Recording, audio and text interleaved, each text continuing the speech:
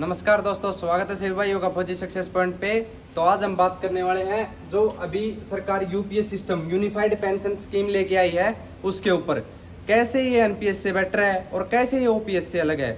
ठीक है, देखो दोस्तों, ओपीएस से बेटर तो नहीं है, ये तो बोल नहीं सकते, लेकिन एनपीएस से बेटर है क्योंकि ओपीएस मिलने की जो उम्मीद है वो आप सबको भी पता है कि कितनी थी। लेकिन जो यूपीएस सिस्टम है, कम से कम ये एक अपना जो ओल्ड पेंशन स्कीम थी उसकी तरह एक एश्योरेंस देती है। अपने को पहले पता होगा कि मतलब मेरी 39 ईयर अभी सर्विस बाकी है, तो मेरे को पता होगा कि मैं 60 साल करके जब जाऊंगा तो मेरे को कितनी पेंशन मिलेगी।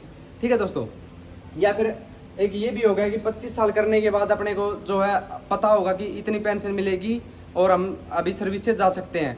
तो ये एक अच्छी चीज़ है क्योंकि एनपीएस के अंदर मैं आपको प्रॉपर बताऊंगा कि अभी 18 साल सर्विस करके हमारा एक जो है सीनियर गए हैं, तो और लेवल 2 की जॉब कर रहे थे जो 19,900 से 63,500 तक है, तो उनको कितना क्या उनको पेमेंट अभी एनपीएस के अंडर मिला है। तो आप देख के हैरान हो जाओगे कि मतलब क्यों ये यूपीएस बेटर है इस हिसाब से। और मैं आपको यूपीएस से भी आपको कैलकुलेशन करके दिखाऊंगा, जैसे सरकार मतलब जैसे घोषणा हुई है, प्रेस रिलीज आई है कि कितना यूपीएस के अंदर मतलब कितना क्या मिलेगा, तो उस हिसाब से भी उनकी सैलरी मैं कैलकुलेट करके दिखाऊंगा।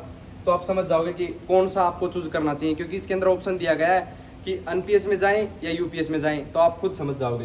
तो और पॉइंटों पे बात करेंगे दोस्तों, ओपीएस से कितना अलग है, ठीक है, और एनपीएस में कितने फायदेमंद है, एनपीएस से कितनी फायदेमंद है, और 18 साल की सर्विस के बाद एनपीएस से कितनी पेंशन बनी थी, मतलब जो हमारे सीनियर गए उनकी, और क्या पैसा कटेगा। ठीक है दोस्तों, तो बात करें ओपीएस से कितना अलग है।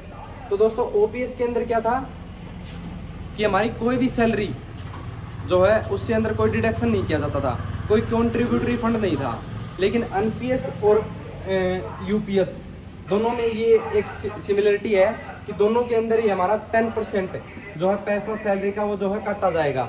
लेकिन ओल्ड पेंशन स्कीम के अंदर ऐसा कुछ नहीं था। अब अपने मनमर्जी से जीपीएफ के अंदर जो कटवाते थे और वो पैसा इकट्ठा होता रहता था, लेकिन कोई सरकार जो सैलरी देती थी वो अपने फंड से देती थी, उसके लिए अलग से बजट में एलोकेशन होती थी। लेकिन अब यूपीएस के अंदर भी और एनपीएस के अंदर भी दोनों के अंदर 10% जो पैसा कटेगा।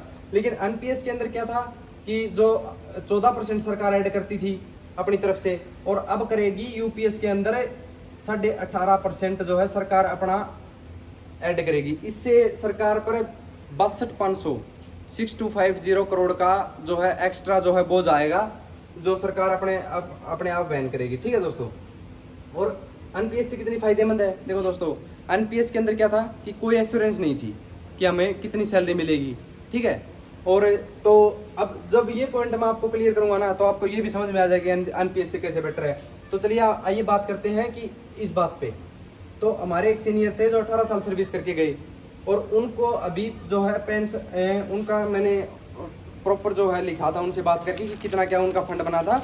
तो एनपीएस के अंडर उनका फंड बना था 21,70,000 उनका टोटल फंड बना था एनपीएस के अंडर, और 60% उनको इसमें से मिल गया, बचा कितना 40%। अब 40% बने थे 8,70,000, और ये सरकार ने क्या कर दिया, शेयर मार्केट के अंदर लगा दिए। तो पता है दोस्तों, आपको चौंक जाओगे आप कितनी पेंशन बनी, 4600 ये उनकी पेंशन बनी है। ठीक है दोस्तों, और ये हरियाणा सरकार के अंदर कोई वैसे भी है बुढ़ापा पेंशन भी इसके बराबर मिल रही है। तो क्या पेंशन है दोस्तों ये। ठीक है, और अब मैं बताऊंगा कि यूपीएस के अंडर अब जो यूपीएस के अंडर आ जाएंगे तो तब उनको कितनी मिलेगी।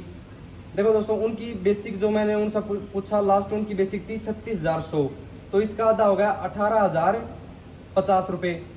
और इसके ऊपर अभी डीए चल रहा है, डीए डीआर जो दोनों एक ही चीज़ें हैं, डीएनएस रिलीफ भी एक ही चीज़ है, डीएनएस अलाउंस भी एक ही चीज़ है, बस वो रिटायरमेंट होने के बाद अलग बोली जाती है, रिलीफ बोला जाता है उसको। और उनका बन गया 9,000 के समथिंग उनका, अभी जो डीए के हिसाब से उनका डीआर जो बन गया उनका 9,000, तो इस हिसाब से उनकी 27,000 जो है उनकी पेंशन बन जाएगी। लेकिन अभी यहाँ पे एनपीएस में कितनी बन रही थी, इतनी बन रही थी। ठीक है, तो ये है। और अभी भी देखो यूपीएस में भी कुछ चीज़ें अभी भी क्लियर नहीं है कि मतलब कुछ एक पॉइंट निकल के आ रहा है कि ये 60 साल के बाद मिलेगा क्या, 60 साल तक का वेट थोड़ी करेंगे। मतलब कुछ चीज़ें हैं जो कि मतलब प्रॉपर जो इसकी वो है निकल के आएगी प्रेस रिलीज जिसमें हमें पूरा एक पॉइंट के अंदर भी पॉइंटें होते हैं अलग अलग जो इन चीज़ों के अंदर, तो पूरा तो तभी पता चलेगा। लेकिन अभी जो है के हिसाब से अपने को जो है 12 महीने की, लास्ट 12 महीने की औसत सैलरी जो है, औसत सैलरी 12 महीने की बेसिक प्लस डीए का आप मिलेगा, 50% अपने को मिलेगा। और दूसरा पॉइंट इसमें था भाई फैमिली, अगर कोई कैजुअलिटी हो जाती है तो फैमिली वगैरह को भी पेंशन का प्रावधान है 60%।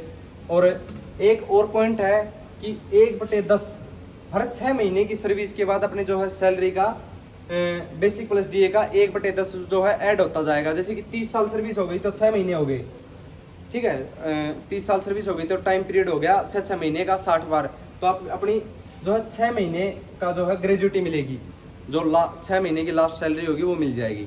तो एक ये भी इसके अंदर प्रावधान है।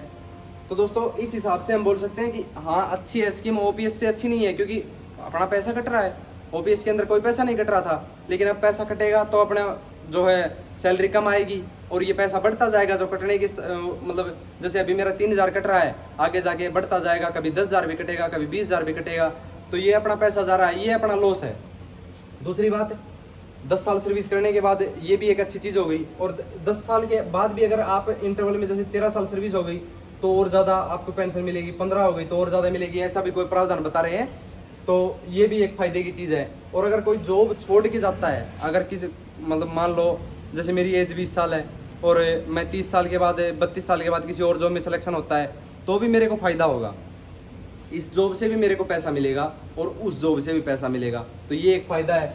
और देखो दोस्तों ओपीएस से थोड़ा अंतर तभी आ सकता है अगर पेंशन में, क्योंकि इसके भी अंदर भी बेसिक प्लस डीए की जो है लास्ट वो करते थे, अलाउंसेज को नहीं जोड़ते थे, बेसिक प्लस डीए को इसी में जोड़ते थे और बेसिक प्लस डीए को ही इसके अंदर यूपीएस के अंदर जोड़ेंगे। लेकिन क्या है कि अगर मान लो किसी को लास्ट में इंक्रीमेंट लग गया तो उसके अंदर जो लास्ट महीने की सैलरी काउंट होती थी, लेकिन इसके अंदर 12 महीने का औसत निकलेगा।